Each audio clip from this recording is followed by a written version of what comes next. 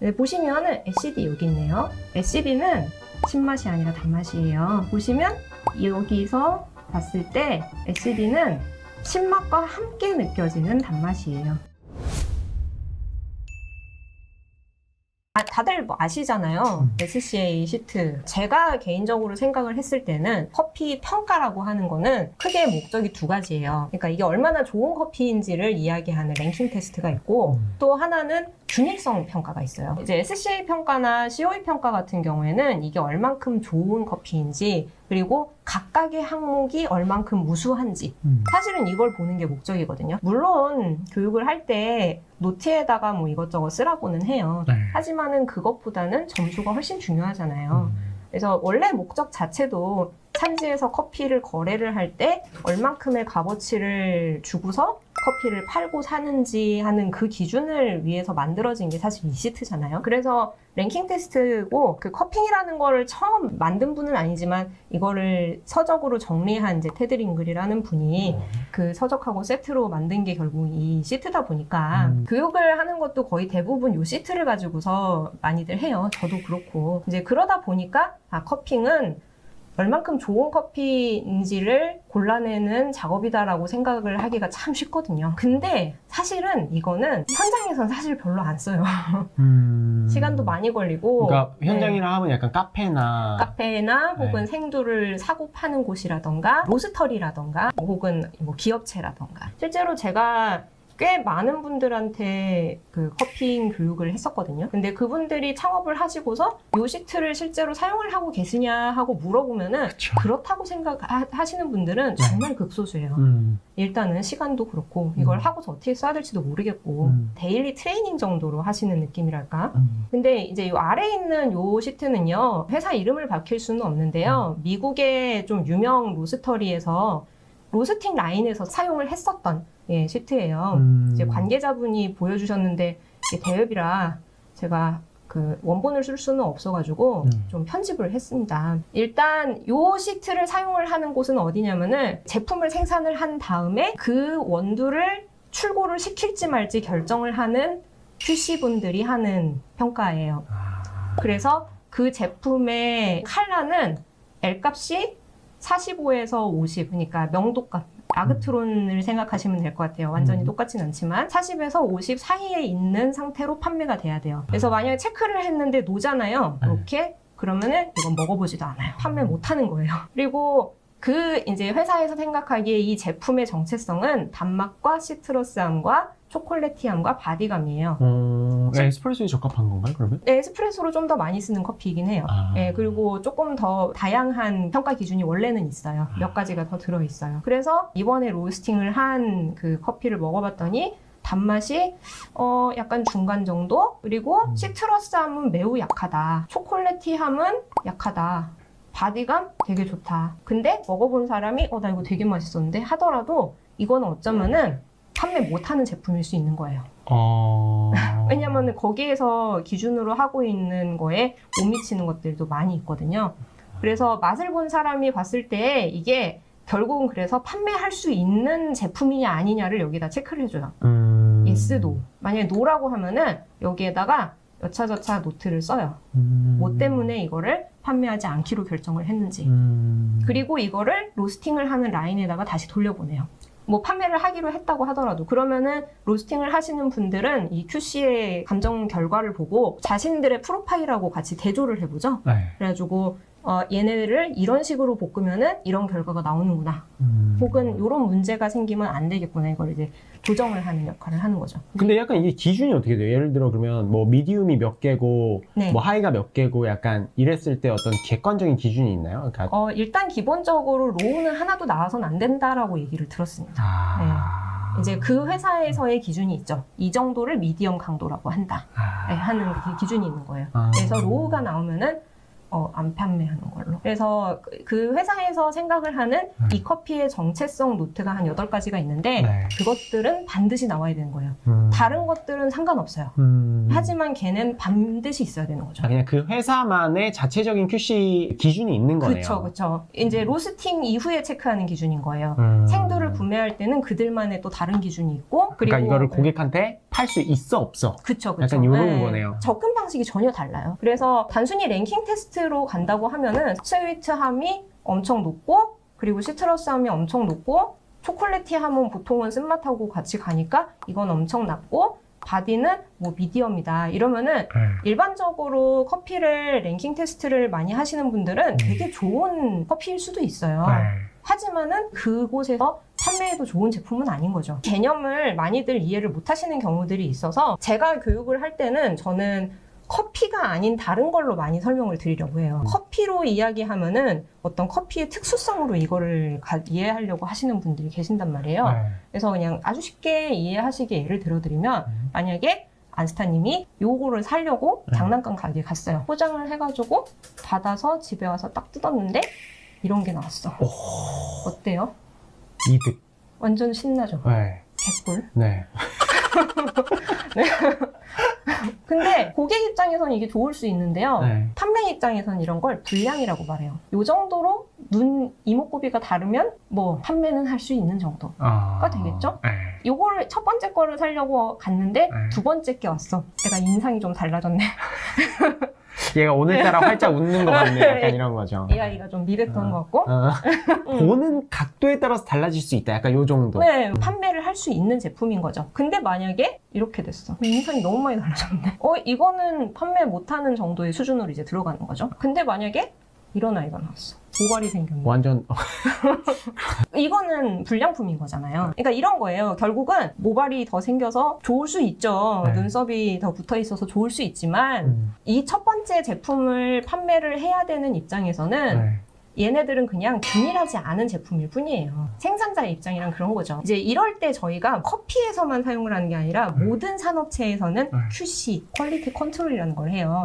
이게 제대로 된 제품으로 만들어졌는가 하는 것들을 저희가 체크를 하는 게 퀄리티 컨트롤이에요. 커핑은 수단이에요. 퀄리티 컨트롤을 위한 수단일 뿐이에요. 이게 판매를 해도 되는 제품이다, 가품이다, 불량품이다를 얘기를 하려고 그러면은 정확하게 어느 부분이 어떻게 잘못됐는지를 이야기를 해야 돼요. 구체적으로. 그리고 정량적으로. 몇 점이어야 되는데 몇 점밖에 안 되니까 판매 불가라고 얘기를 해야겠죠. 커핑을 많이 사용을 할 수밖에 없는 이유는 아무래도 원료를 조금 폭넓게 볼 수 있는 추출 방법이기 때문일 거예요. 그러니까 에스프레소나 뭐 잘 내린 드립으로 하면은 더 맛있게 볼 수는 있겠지만은 커피 같은 경우에는 이 컵이 가지고 있는 긍정적인 부분과 그 부정적인 부분을 모두 다 같이 볼 수 있는 추출 방법이거든요. 그래서 이게 가공을 할 때 이런 리스크가 발생을 할 수도 있겠다 하는 거를 또 볼 수 있는 방법이기도 하고 그래서 커핑을 많이들 선호를 하죠. 그래서 이제 그 커핑을 한 이제 내용을 가지고 어떤 식으로 정보를 가공을 해서 쓰는가 하는 게 사실은 실제 실무에서는 훨씬 더 필요한 부분이에요. 정성평가와 정량평가라고 하는 게 있단 말이에요. 그래서 아까 저희가 커핑을 할 때 이 커피 어때요? 어떤 향미들이 나는 것 같아요. 난 이게 더 좋아요. 라고 이야기를 하는 거는 정성평가. 그리고 얘가 얘의 향미에 비해서 몇 점이 높아요? 혹은 바디감이 몇 점이 높아요 하는 거는 정량평가. 근데 실제로 우리가 일을 할 때 쓰려고 하면은 거의 대부분 정량평가로 접근을 하거든요.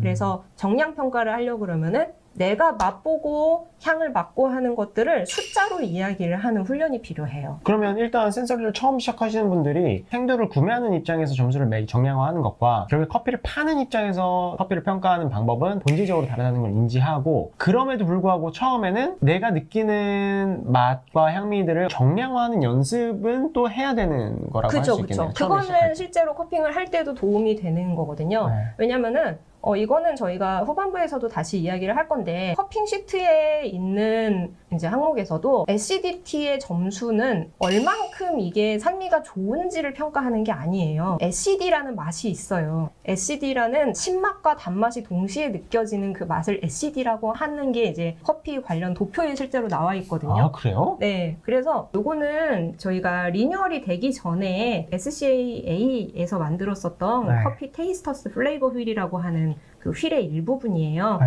제가 지금 그 전체의 이미지를 찾으려니까 시간이 너무 오래 걸릴 것 같아서 이제 다른 교육을 할 때 교재의 일부를 지금 보여드리고 있는데요. 이쪽에 원래는 동그란 도표가 하나 더 있어요. 그래서 커피 향미가 어떤 식으로 변화하는지를 보여주는 변화도표가 있는데 요거는 커피 향미가 어떤 식으로 구성되는지를 보여주는 구성도표예요. 네. 그래서 향 쪽이랑 맛 쪽으로 나눠져 있고 맛은 4가지의 기본적인 맛이 일단 커피에 있죠. 우마미는 안 들어있고 네.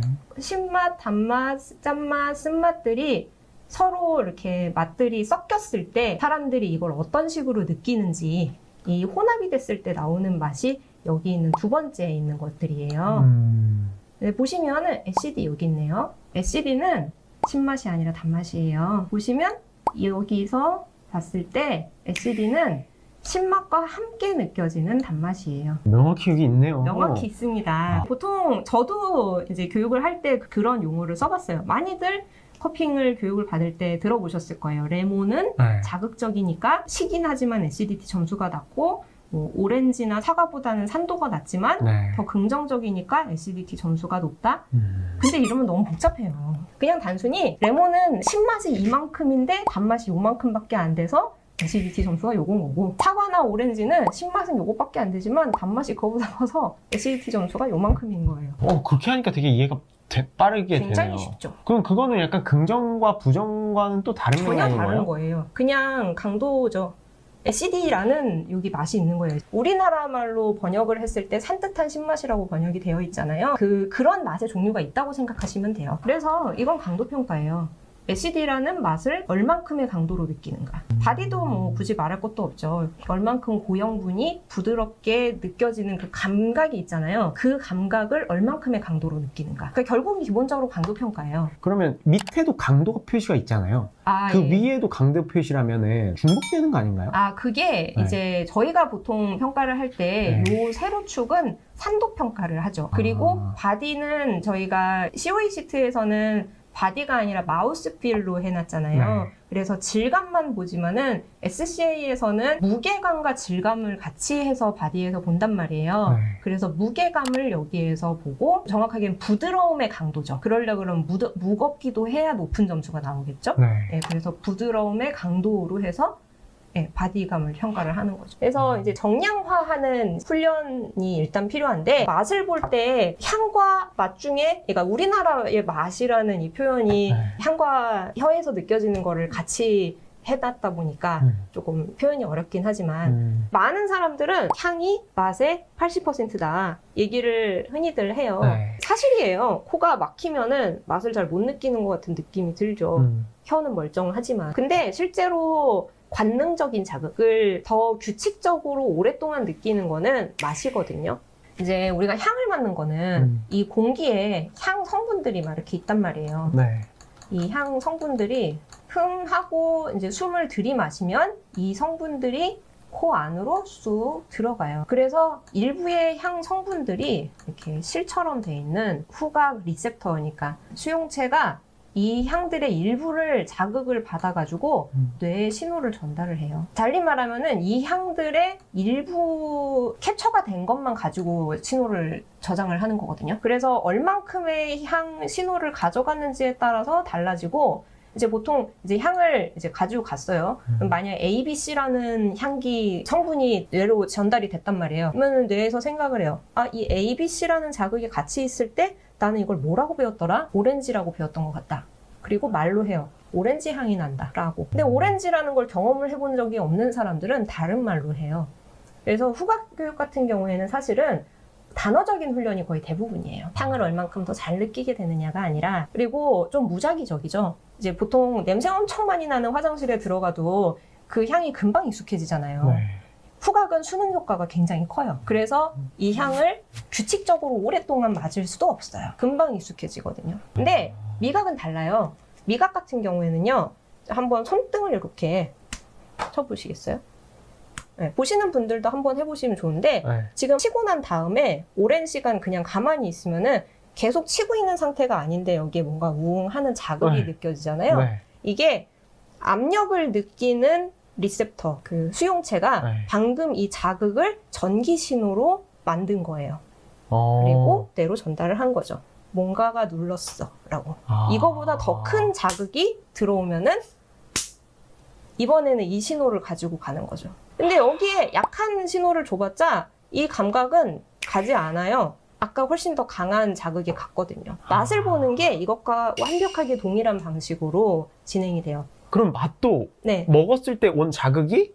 그죠. 타격을 받아들이는 건데 대신에 지금 방금 이거를 느낀 거는 압력을 느끼는 아이예요. 근데 우리 혀에는 압력만 느끼는 게 아니라 단맛, 신맛, 쓴맛, 짠맛, 감칠맛을 느끼는 리셉터들이 있어요. 그리고 이 리셉터들이 단맛이 들어왔을 때 방금 압력을 느낀 것처럼 그 아이들이 뭔가 신호가 들어왔다 하고 뇌에 전달을 해주는 거죠. 그런 신호가 엄청 많이 가면은 지금 음식이 엄청 달구나 라고 이야기를 할 수 있게 되는 거예요. 지금 아직까지 자극이 남아있는 것처럼 맛은 오랫동안 이 자극을 느껴요. 그러면 다시 돌아가서 네. 아까 향과 맛 중에 뭐가 더 네. 중요하다고 생각하냐는 질문을 하시잖아요. 네. 거기에 대한 대표님의 답은 어떤? 향기가 맛을 정의하는 데 있어서 중요한데 네. 훈련을 처음 할 때에는 향보다는 미각 훈련을 시작을 하는 게 더 수월해요. 네, 그래서 제가 교육을 실제로 할 때에도 전 미각 훈련부터 시작을 해요. 이거를 정량화를 하는 게 향은 어렵거든요. 이 향이 얼만큼 강해요? 라고 물어보면은 처음 맡아봤을 때 엄청 강하네요? 아닌가? 생각해보니까 별로 안 강한 것 같아요. 이런 식으로 되거든요. 향은 쉽게 변하고 내 몸에서도 금방 익숙해지거든요. 그래서 오랫동안 느끼기 힘들어요. 내가 느낀 감각을 숫자로 이렇게 변환하는 연습을 하는 거는 네. 향기는 처음에 하긴 너무 어려워요. 물론 이제 맛도 돌기가 숫자가 많냐 적냐에 따라서 맛을 더 예민하게 느끼는 사람도 있고 네. 덜 예민하게 느끼는 맞아요, 사람들이 맞아요. 있잖아요. 네. 절대적인 정량화가 되긴 힘든 부분들이 있지만 네, 되게 좋은 말씀 해주셨어요. 아까 후각 훈련 같은 경우에는 단어적인 훈련이 거의 대부분이라고 말씀을 드렸잖아요. 네. 근데 제 생각에는 미각 훈련의 시작은 내 능력치를 일단은 알고서 시작하는 게 나는 맛을 요것밖에 못 보는구나를 일단 깨닫는 게 훈련의 시작이라고 저는 생각을 해요. 이 커피의 단맛을 이야기할 때 나 이게 하나도 안 단데? 사람들이 다 다르다 그래? 커피는 기호식품이니까 이래버리면은 이거는 이야기가 안 되거든요. 그게 아니라 사람들이 다 다르다 그래? 근데 나는 이걸 단맛을 못 느껴? 그러면은 내가 요만큼 느낄 때 사람들은 이거를 이만큼 느끼는구나. 그러면 앞으로 나는 요만큼 느끼지만 이만큼이라고 이야기를 해야겠다. 반대의 경우도 있어요. 너무 맛을 잘 봐가지고 이 맛이 이상한 맛이 나잖아. 왜 안 난다 그래? 엄청 많이 나는데 그냥 맛을 엄청 잘 보는 사람일 수도 있어요. 그럼 그러면서 칼리브레이션 되게 많이 해봐야 되겠네요. 어쨌든 그것도 객관적인 기준을 잡을 수 있는 어떤 사람이 존재하진 않을 거 아니에요. 그죠? 그 기준, 절대적인 기준을 갖고 있는. 맛에는 절대적인 기준이 있어요. 네, 그걸 만드신 분이 계세요. 이게 지금 현재의 SCA로 통합이 됐잖아요. 네. SCAA하고 SCAE가 통합이 됐잖아요. 근데 기존에 SCAE에서는 바리스타 자격증밖에 없었어요. 그런데 이제 지금의 브루잉, 그린커피, 이런 센서리 이런 것들을 만들 때 센서리 모듈을 가장 처음 만드신 분이 이제 존 탐슨이라는 분이 계시거든요. 이거는 존 탐슨 씨께서 제일 처음에 그 센서리 모듈을 할 때 예제본으로 본인의 교육 자료를 당시에 AST들한테 포를 했었던 게 있거든요. 네, 거기에서 커피는 대략 이 정도 레인지의 맛 강도를 가지고 있어 하고 정리를 해놓은 교재의 일부분이에요. 커피가 아무리 달아봤자 우유보다 달지 않아요. 그리고 커피가 아무리 써봤자 물약보다 쓰지 않죠. 그래서 커피에서 대략 이 정도면은 제일 신 강도야 라고 이제 정리를 한 거예요. 물론 몇 년 전이라서 지금은 좀 다를 수 있지만 훈련하는 데는 충분해요. 그리고 최소한 이 정도는 신맛이 있어야 커피에서 신맛이 있다고 할 수 있어 라고 이제 기준을 잡아준 거죠. 그래서 요거를 용액을 좀 준비를 했는데 같이 드셔보실까요? 그러면 그 용액을 먹고 저희가 먹었던 커피를 먹어보면 약간 그쵸. 여기서 강도를 칼리브레이션 해볼 수 있겠네요. 네, 그리고 이제 요 용액들을 맛을 보면서 아까 말씀을 하신 부분들이 있는데요. 우리가 맛을 보는 메커니즘을 말씀을 드리면은 혀 전체에 올록볼록하게 튀어나온 이 아이들이 있는데 이 아이들을 이제 설류두라고 해요. 근데 부위에 따라서 이 모양들이 다 달라요. 이제 기본적으로 보시면은 혀 옆에는 약간 너털너털하게 돼 있잖아요. 네. 얘네들이 낙엽처럼 생겼다 그래서 엽상누드라고 하고요. 뒤에 있는 혀를 길게 애로 빼보면은 커다란 돌기들이 있는데 얘네들을 성광누드라고 하고 가운데 약간 실처럼 돼 있는 애들은 사상누드, 그리고 혀 앞쪽에 동글동글하게 있는 애들은 용상누드라고 하는데 얘네들이 다 느끼는 게 민감도가 조금씩 달라요. 어떻게 돼 있냐면은 우리가 음식을 먹으면은 그거를 이제 잘게 씹으면 액체화가 되잖아요. 액체가 이렇게 쭉 혀 안으로 들어오게 되면은 요 볼록볼록 튀어나온 혈류들 사이로 용액이 들어갈 거 아닙니까? 그러면은 얘네들이 다시 여기에 이제 동글동글동글동글하게 생긴 게 미뢰라고 하는 아이들이에요. 요 미뢰 안으로 들어갑니다. 좀 액상이. 네, 확대본을 보시면 요 미뢰가 이런 식으로 생겼어요.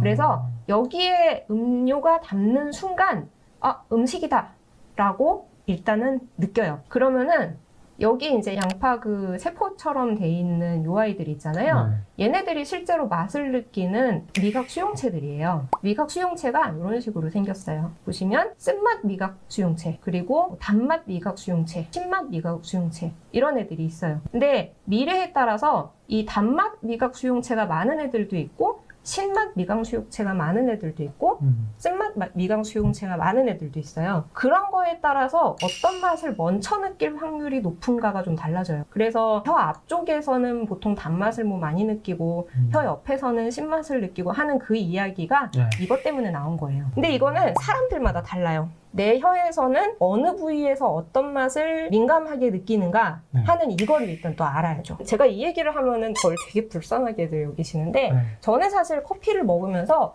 아, 이 커피 단맛이 참 좋다라고 생각을 안 한 지 되게 오래됐어요. 아, 그래요? 그럼 어떻게 생각하세요? 먹고 이거는 단맛 강도가 강하네. 바로 나오는 거예요, 그게? 그냥 그렇게 생각해요. 단맛의 강도가 강하고 신맛의 강도가 약한 음료네 라고 생각을 그냥 어느 순간부터는 커피 평가 일을 되게 오래 하다 보니까 그냥 근데 그게 막 감성이 없다거나 그런 게 아니라 이 음식은 그런 거네. 왜 이렇게 카메라 많이 하시는 분들은 그러신다면서요. 이게 대략 뭐 조도 몇체 뭐 정도 되겠네 하고 그냥 본다면서요. 약간 그런 느낌이랄까요. 그래서 강도로 조금 느껴보게 되면은 되게 좋은 점이 나의 피로도와 어떤 기분이랑은 상관없이 평가를 비교적 나름의 객관성을 가지고 할 수 있어요. 그럼 향미는요? 그냥 저는 커피에서 맛을 볼 때 어떤 향들이 있는지를 먼저 느껴요. 그리고 걔네들끼리의 파라미터를 그냥 생각을 해요. 얘 같은 경우에는 제일 메인으로 나온 향미가 위스키. 그러면은 대략 위스키가 강도 10에 한 8점 정도. 그리고 푸른 혹은 붉은 과일, 얘는 대략 강도 5점 정도. 그리고 열대 과일류들, 열대 과일 중에서도 노란 열대 과일, 뭐 전체 강도 10이면은 그 중에 한 3에서 4점 정도. 기억하기도 더 쉽고요. 그래서 대부분의 것들을 정량화하려고 좀 노력을 하는 편입니다. 강도 자체는 어쨌든 맛으로 나누고 네. 향 자체는 좀 큼지막한 어떤 노트들을 세분화한 다음에 다시 강도로.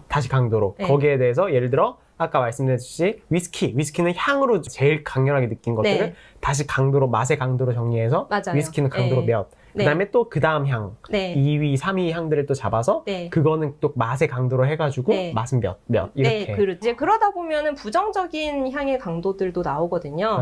그러면은 얘네들을 단순히 어떤 향의 종류로 이야기를 할 때는 사람들은 인간이다 보니까 싫어하는 향기가 있고 굉장히 좋아하는 향기가 있어요. 이 커피 같은 경우에 여기에 우디한 향이 살짝 있거든요. 근데 난 우디한 향이 세상에서 제일 싫어.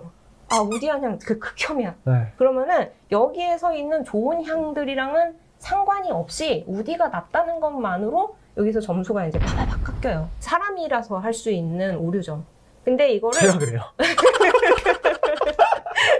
이 커피에서 나오는 긍정적인 몇 가지의 노트들이 몇 가지가 있고 얘네들이 강도가 한 5점에서 6점 정도인데 우디함이 있는데 얘가 강도가 한 2점 정도다. 그러면은 원래가 7.75점을 받을 수 있는 플레이버면은 여기에서 이 작은 부분이 대략 한 몇 점 정도를 마이너스 할 수 있을까? 되게 정량적이게 되네요. 그게. 네, 그죠. 그러면은 나름의 객관성을 가지게 되거든요. 그리고 설령 내가 거기에서 놓친 향이 있었거나 놓친 맛이 있었다고 하면은 옆에서 나는 근데 거기에서 약간 이런 부분도 있었는데 그거는 생각 안 해요? 라고 하면 그런 것도 있겠네요? 그러면은 점수를 이렇게 바꾸는 게 합당하겠네요. 하고 칼리브레이션도 훨씬 더 열린 마음으로 할 수 있게 되는 것 같아요.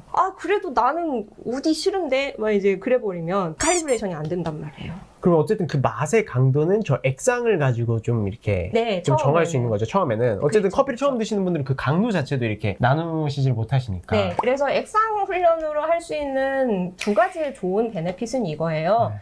일단은 내 혀의 민감도가 어떻게 오는지를 좀 아는 거. 네, 그리고 내 혀에서 각각의 맛들을 어느 정도의 강도로 느끼는지 좀 나 자신을 아는 거. 네, 그리고 그 다음은 정량화하는 훈련을 하는 거. 네.